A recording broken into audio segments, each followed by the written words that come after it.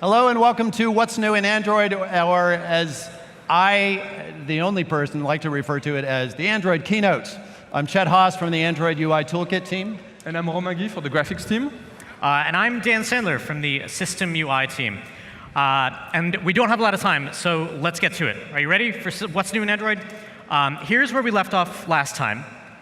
API 25. So we're just going to grab that git SHA there, hop it into git diff, and then, all right, off we go. You're going to want to write this down. OK. Next. Yeah, that was a good one. Right. OK. I love those. Oh, man, method. Remember we almost made that in enum? Yep. It was hilarious. You got that? You think this is what people came for? I don't know why we didn't think of this before. So we've been doing this talk. We've been telling you what's new for years, and you can see that I forgot my blazer. Actually, no, I had a lovely red blazer, but somebody borrowed it for the keynote. You've got your it looks like you're menacing me. But this year, it was a little different, right? You had developer previews well in advance, so you've seen a lot of these APIs before. You had the Google keynote, where we showed off a lot of really exciting stuff. We had a developer keynote, where you learned about even more developer stuff. So what are we doing here? What is the point of what's new in Android? Existential crisis. So, did you test this clicker? I did. OK. I did. Think of this talk like a wine tasting or a whiskey flight or one of those soda machines that you can push all the buttons on. This is an artisanal, hand-picked selection of things you may have overlooked in the new release of Android, things you're going to need to do no matter what to be part of Android O, and, well, honestly, just things we'd like to talk about when we're on stage. So with that, this is really what's new in Android, specifically, what you might have missed in the developer preview or the I/O keynote or the other keynote, and why you should care. One last thing that I want to make sure we get to today is this. Everybody's always excited about this, but we're going to hold that for the end. It's going to be good. All right, let's get started. Romain, talk about UI and graphics. Yes, let's start. So the first feature we want to talk about is one that you saw this morning in one of the keynotes. Chet, this clicker does not work. You didn't test it.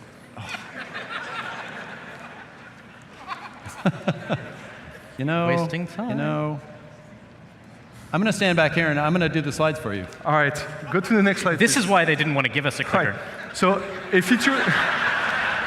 It works for me. Just go back there. Don't want to see you. So the first feature that you saw this morning in one of the keynotes, picture-in-picture, is not just for TV anymore, it's also for your phone. So here we have an example of a third-party application, Netflix, running on your phone, picture-in-picture. Give me that clicker. Let's move back. There we go. And it's really easy to implement in your application. You just have to modify your manifest. And stop playing the animation, please. You just have to set supports picture-in-picture true. You don't need in O the resizable activity true attribute anymore. And you should also test configuration changes. And in your code, when you want to enter the picture-in-picture mode, you just have one line to call. You get your activity, and you call enter picture-in-picture. Super simple, and it's going to make your user super happy. Then a feature that's very dear to my heart, it's color management. So we're adding support for wide gamut displays in O. It's not going to be on all devices. Only devices that support the feature will enable it for your application. We're adding support for 16-bit PNG files, so you can have wider colors, more saturated colors. We support ICC profiles, so color profiles embedded in bitmaps, in JPEGs, PNGs, and WebPs. It will ensure accurate rendition of colors across multiple screens. We also have a bunch of new APIs, but we're going to talk about that more at the end of the week in a different talk. So because the picture is worth 1,000 words, this is color management and how it works. I hope it's clear. But really, the color management is about something you've probably experienced with your own application. Your colors look different across devices, so we have solutions for you in Android O. So if you want to know more, there's going to be a talk that I'm going to give on Friday at 11:30 on stage 2. It's called Understanding Color. Next, we're also adding support for multiple displays. If your application is already that clicker is horrible. If your application supports multiple windows already, the multi-window mode, it already supports multiple display in O. When a phone is connected or an Android device is connected to multiple displays and you have an application that's compatible, the user can choose to send your application on a different display. When this happens, you're going to get a resizing configuration change. You can also control on what display your activity shows up. You can use the activity options for that. And you should really test your app if you want to support this feature. To help you with testing, we have 2 new developer tools. You can run ADB shell dump_sys display. It will list all the current available displays on the device. And if you call ADB shell start with your activity intent, you can specify the display on which you want to start the activity. It's a very easy way for you to test this. There's a lot more to those APIs, so we encourage you to go to the office hours on Friday and Thursday, the office hours for Windows and activities. Next, media. So we have a lot of very useful classes in our media package. We have the media player, the media recorder, the extractor, and the codec. And we added a new getMetrics API on every one of those classes. It helps you query information about the media that you're dealing with. So you can query the resolution, the codec, the bitrate, the duration, this kind of data. It's super easy to use. Just call getMetrics on one of those objects. You get a persistable bundle, and you can look up the documentation on developer.android.com to know what kind of queries are available. Playback is also much improved. You now have control over the buffering in your application. So you can specify a low and a high watermark. So the playback of the video will not start until you reach the low watermark, and the system will do its best to keep cache data between the low and high watermark. And you can specify the watermarks in duration or amount of data in size. We also improved seeking. So when you seek into a video, you can now choose the behavior. Do you want to seek to the closest frame, to the next keyframe, to the previous keyframe, or to the closest sync frame? And finally, we made DRM playback with the Widevine a lot easier to use in all of your applications. For recording, until now, the media mixer only lets you add one video track and/or one audio track. Now you can have as many audio and video tracks as you want. You can also create custom tracks. The MIME type has to start with application /, and it's basically a sideband where you can encode any kind of data you want. So a canonical example is to encode gyroscope data if you want to be able to replay a 360 video or something like that. WebView comes with really useful new APIs. We've added the ability to use safe browsing that you know and love from Chrome that detects malwares and unsecure web pages. So if you add this tag in your manifest, this metadata tag, it's going to use the same backend and the same API that Chrome itself uses to secure the browsing experience for your users. The WebView uses now multiple processes, and in particular, there's a render process. So we also have new APIs to deal with those multi-processes. So if the render process crashes, you can use the termination handle API to detect the crash and decide what to do in your application. You can crash your application if you want. You can try to restart the WebView, or you can just log something and show a message to the user. It's much more graceful than before. You can also use the renderer importance API to better deal with the low memory situations. So when the system is low on memory, it's going to try to reclaim RAM from somewhere, and you can tell the system whether your WebView is very important or not that important to your application. So if the WebView is critical to your application, you should definitely take a look at this API. So you know it's the right button, right? Yes, I know that. So there were a couple of long requested features for animators, specifically for animator sets. They were deceptively tricky to implement, so it took a while. But now in Android O, we have the capability in animator sets of having seeking. So now if you have an animator that's a collection of child animators, you can seek within those child animators in the overall animator set. So yay. We also have the ability to reverse. Hey, Chet, didn't you try to implement those APIs a while ago? Maybe. And who implemented the APIs in the end? Not me? Yeah, exactly. Okay. So new capability, again, in animator set to reverse. So you no longer have to set up a separate animator set with all that functionality and get a listener and all that. We do all that tedious work for you. So yay. Autofill, because it's really tedious to get all that information correct over and over. We saw this in the keynote earlier. It's the ability to, you've got a form to fill in. There's a provider that can give you that information. So when you get those text fields, we can automatically enter that information for you. And there are a couple of different aspects to this. One is that you can certainly implement your own service and provide that capability, or depend on service that we are providing instead, or more typically you will implement a client of that. The standard views just work. If you're using text view, if you're using edit text, we know how to receive this information, interact with the service already, so you don't need to do anything for standard views. If you're using custom views, or if you want to provide more information about standard views, we have APIs for providing hints to us about what the value types are, as well as APIs to tell us more about your custom views and how you want to interact with that. Also, if you have a custom view hierarchy, let's say you have a surface view where you have views inside of there, but all we know is that there's a surface view, then there are APIs for you to tell us about the virtual hierarchy that you want us to interact with. There is going to be more about this in a session on Friday morning, so go to that if you want to learn more about autofill. And now let's talk a little bit about text. There's been a bunch of stuff going on in the text arena this time. I think we can rewrite this. There we go. I only use that font because it hurts Dan. It just physically hurts him. It's awesome. I think you broke him. All right, so first of all, you can use XML to declare font information using sort of a neat hack with data binding, but it's kind of tricky to do, and why shouldn't we actually provide that capability for you? So now we do. So you can now actually put a font file directly in this new resource, font directory.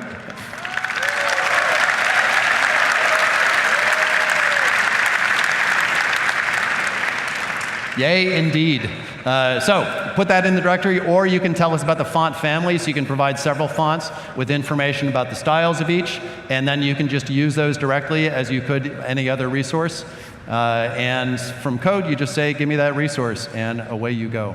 Downloadable fonts. Now we have the capability for you to declare a font that you want to use that we will then download and cache on the system for you if it is not there yet. Or if it is on the system, then we'll use it from the cache. You can do this from code or from XML and use it as a resource, just like you did in XML fonts on the previous exciting slide. And we also have a font provider that we are providing in a not yet released version of Google Play Services. There is a beta version of that available at the conference this week. I don't know the details on that, but there's a session where you can learn the details, or you should be able to go to the Play Services website to learn more about that. And this gives you access to all of Google fonts. So if you just want to use one of the standard ones, such as that beautiful font I used to kick off this section, maybe that's in there, then you can ask for that directly from the service. Also, there's the ability to have auto-sizing text view. So typically, if you resize a text view,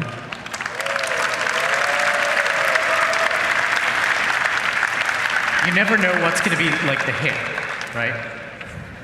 Text. Text is cool, especially when it's in the right font. So what you get now is the behavior on the left there, where we're just resizing the view itself. There's no change to the font. But on the right, if you opt into the auto-sizing text view behavior, then we're going to resize the font for you. And you can specify the behavior, the step increments that you want to use, or the specific sizes that you want to snap to as it resizes. So there's APIs for that. There's APIs in both XML as well as Java programming language codes.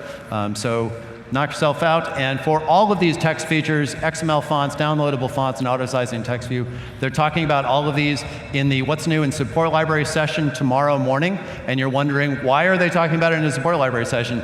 Aren't these O platform APIs? Yes, they are. And they are also in Support Library.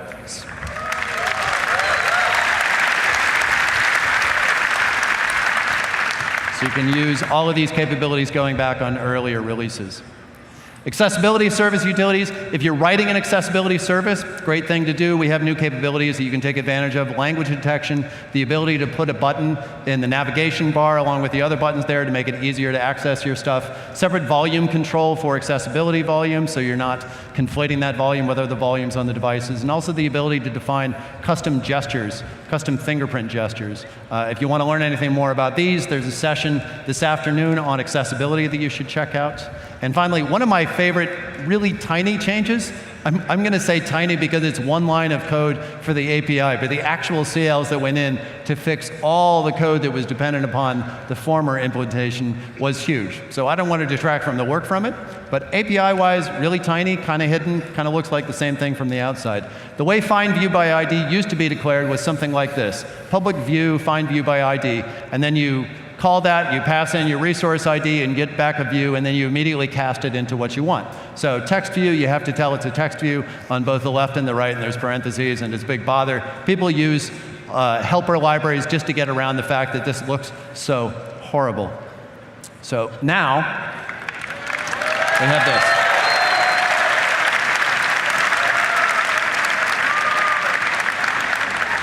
I call this feature Castaway. I think I am the only one that does so. All right, blew past my first slide. That's fine. I want to talk a little bit about some of the UI, system UI stuff you're going to look at. If you have an app, you're going to need to know about adaptive icons. I think this got like barely a mention in one of Steph's slides earlier today. But essentially, this is we're trying to save you time and money. There are so many launchers out there, and each one of them has a different recommendation for the shape of your icon. So adaptive icons is a new piece of technology that we have brought to you in O that allows you to say, here's my background, here's my foreground, cut it out to whatever shape you like. So even if the launcher has a circle, or it's got a round rectangle, or it's got something awful, you have an icon that matches exactly the local flavor. There's going to be a ton more information about adaptive icons at a talk on Thursday, and definitely go to that one. All right, let's talk about shortcuts and widgets, because Launcher is also a part of System UI. Previously, to get shortcuts and widgets on the user screen, there's a broadcast for shortcuts that sort of kind of works, and for widgets, you just have to beg the user, please, please, see if you can find our widget inside the launcher. In O, you can now actually request one of these things to be pinned to the user's workspace, using Shortcut Manager for shortcuts, using App Widget Manager for widgets. And the user then gets the opportunity to say, no, I don't want that on my desktop, or yes, I do, and in fact, I will go ahead and place it exactly where I want it. Or they can just say, sure, find a spot for it, which was the previous behavior. So now you don't have to walk the user through a long flow. You just send them right into this dialog. It's super convenient. Look at all the new users you're going to have on your widgets.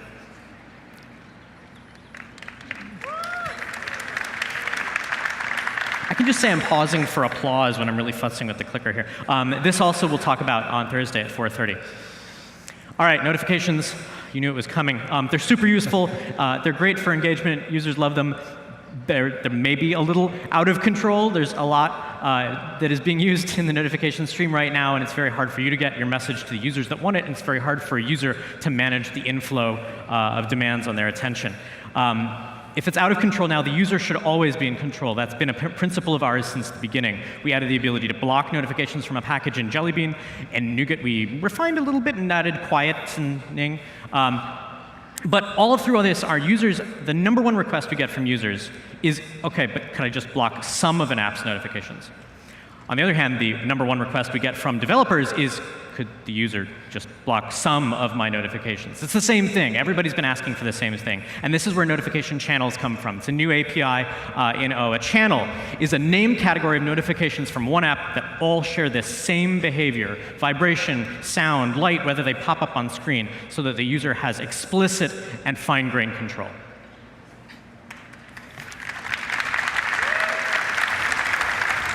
So as an app, you'll get to set up all your own channels, defining the default behavior for, a private message should pop up, and a tag maybe doesn't pop up, or it's got a lower priority. And then users, when they long press a notification or use the new slide gesture to look at it, they can see what channel it's on and make changes right there in line.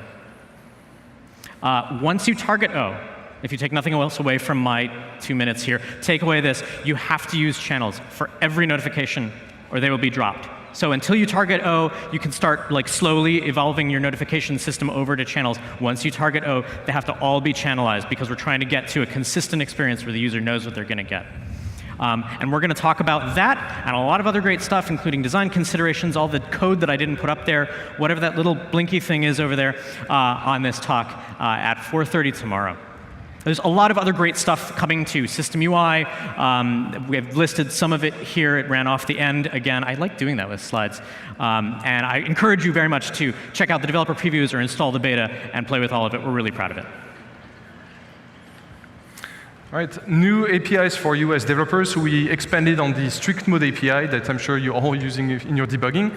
So now on the thread policy, you can get warned when you're using unbuffered I/O. So if you use an input or an output stream without wrapping it into one of the buffered stream, you'll get a flash or whatever it is the trigger warning you've set. On the VM policy, if you don't tag your sockets, you can also get warned. Tagging sockets is really useful to do traffic debugging using Android Studio. And finally, if you open another intent, if you send an intent to outside of your application and you need to grant permission, you can also be warned. So it's really easy to use. It looks like the previous APIs we had.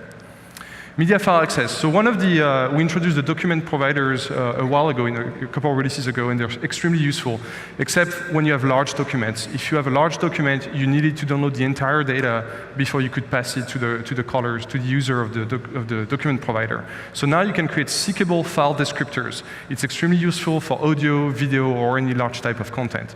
It's also extremely easy to use. So you get a storage manager, you open a proxy file descriptor, you give it a callback, and then we're going to invoke your callback to request the size of the document, to request some amount of data in a byte array, and then we're going to tell you when to close it.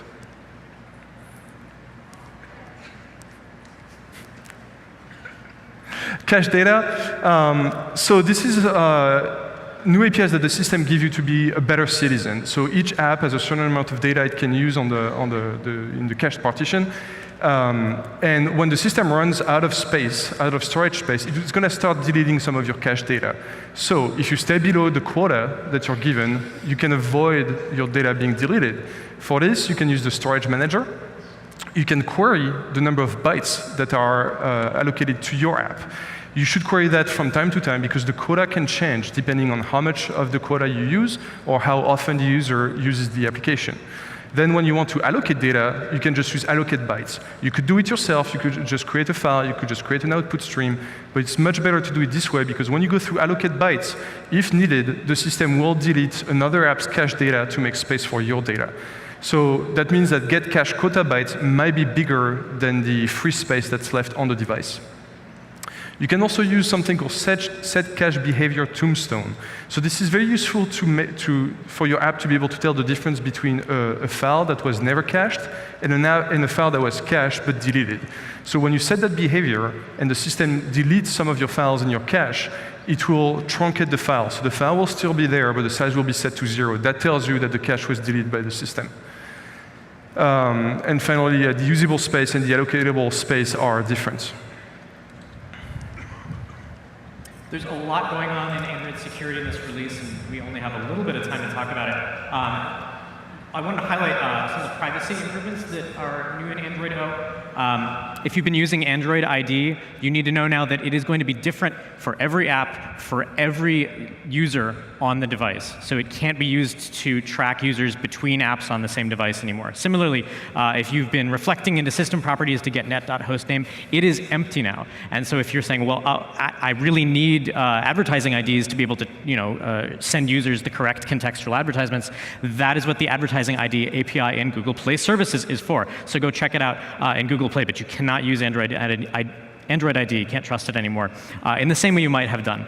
I had a slide here about WebView, but then Romain took it. One other thing I wanted to mention about safe browsing and WebView is because WebView is now pushed to the Play Store every 6 months, you will be able to opt into safe browsing features as far back as Lollipop, which is fantastic.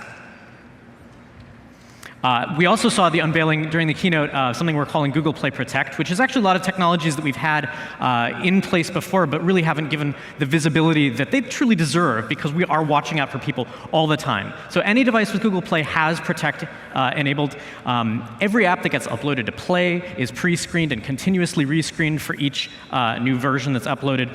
And every time you install an app, where you have Play Protect set up, that app is going to be screened as well, even if you got it from another store or from ADB install. And we're really excited about this. There is so much more to talk about. In Android security. They gave me a whole slide deck of stuff, so I said, why don't you have your own talk? I actually didn't say that. They had their own talk anyway. On Thursday at 2:30, you're going to go and find out what's new in Android security from soup to nuts, everything from kernel hardening all the way to more stuff about WebView. Language and runtime. I think you already know what I'm going to say. So this morning, we announced official support for Kotlin.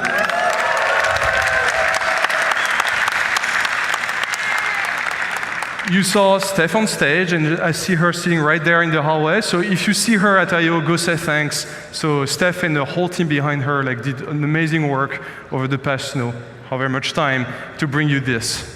So go thank her. She'll pass your thanks along to the whole team. So it's available today in Android Studio 3.0. There's a lot of documentation already online. I could spend hours talking about Kotlin and why it's good for you, why it's good for us. Actually, should I hijack the talk? Actually, he really could. He does, in fact. But unfortunately, we don't have that much time in this session. So instead, I invite you to come on Friday at 10:30 here on this stage. There's going to be a talk called Introduction to Kotlin from Andrei Breslav, the lead language designer at JetBrains, and Hadi, VP of Developer Advocacy at JetBrains. And then in the afternoon, on stage 4, we'll have Life is Great and Everything Will Be Okay, Kotlin is Here, by Christina Lee from Pinterest and Jack Wharton from Square. So, and this is important to us because the reason why we brought you Kotlin is because you, the community, is using Kotlin. We listened, we heard you, we're bringing you what you wanted. So we wanted to have you, the community, on stage to talk about it better than we can. Also, if you have questions, you can come to the Developer Sandbox at the Android Core Platform booth. Today from 3 to 4:30, on Thursday from 2 to 4, and on Friday from noon to 2 p.m. Andre, the language designer, will be there to answer all your questions. So please come if you want to know anything about Kotlin. Just go there and go ask your questions. Now, like Steph mentioned, we're also doubling down on our other languages, so the Java programming language, and we also have C and C++. So for the Java programming language, we're adding new packages in Android O. We have java.time that finally makes manipulating time and dates easy, and it makes sense. It makes a lot more sense than the other APIs. We're also, yeah, it's about time. We're also bringing you java.io.file. It improves on the good old java.io.file API.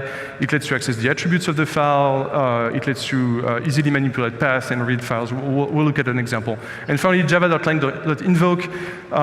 It's a slight variation on reflection. This is a gross approximation, but it's really cool because it lets you transform and wrap method handles in your application. So here's an example of the new files API. So you can use the path class to get a path. And then you can just call files.lines. It will read the entire content of the file. You're going to get a stream. So in this example, I'm using lambdas and stream APIs to remove all the empty lines, all the lines that start with the pound sign, and then I collect everything back into a single string at the end. So it's a lot easier than it was before. All right, some changes in runtime. We heard about some of these this morning, and there's more about it this week. New concurrent copying collector, making everything basically faster and better. Concurrent copying means no pause time except when there's a full GC. So it can do all the stuff that it needs to do in the background while you're doing other stuff. In particular, one of the really cool things that it can do is actually compact the heap in the foreground. So previously in Art, I believe in the previous release, it had the ability to compact the heap, which is really good. It can defragment it, it can make the heap smaller, it can make allocations and collections faster, but it could only do this when activities were in the background. So it would go into an idle state and then sort of do it when it was in that idle state, but when it was in the foreground, there was nothing that it could do about the expanding and fragmenting heap. Now it can collect in the foreground, defrag in the foregrounds, and everything gets faster. There's also a new, faster mechanism for allocations. So it can just do bump pointer allocations, which is way, way faster. Collections are faster, and all of this essentially results in less jank for you. So faster to allocate stuff, faster to collect stuff means that just dealing with garbage and memory in general is much faster using Art in the O release.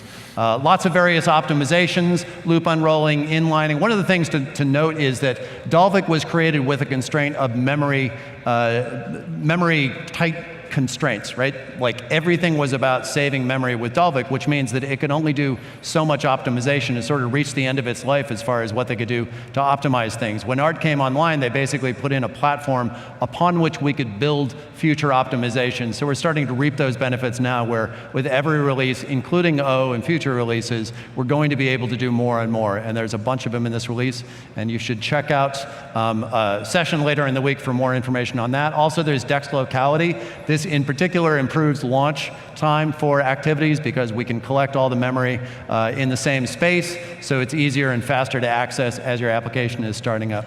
So there's a session on Friday morning, performance and memory improvements, so check that out for more particulars there. So beyond the platform, we have support library, we have other mechanisms for delivering things that aren't just about the O release. We wanted to call out some of those. There's the V26 beta release that comes out with Developer Preview 2. The stuff that we already talked about in text, fonts and XML, downloadable fonts, as well as auto-sizing text view, those are all in there. You can check those out. In addition, there's something that we call emoji compat. So one of the big issues that we have with emojis is that if your friends are sending you emojis that are from some future standard than whatever we shipped on the release that you're running, it's not possible for you to see those emojis, and you're going to see tofus instead, which, given some of the emojis I've seen, may be more attractive, but not very meaningful. So wouldn't it be nice if you could actually get updated emojis on your device? So now we have two mechanisms that apps can use to get updated emojis. One is that apps can actually bundle with updated emojis, so they can update the apps to the Play Store and then to their users, so that the users get more timely updates of these emojis. The other, and probably better, certainly long-term solution, is to actually use a service that we can provide through downloadable fonts that we talked about earlier, where they can automatically get updated fonts through downloadable fonts, right? So the app can build in the capability to use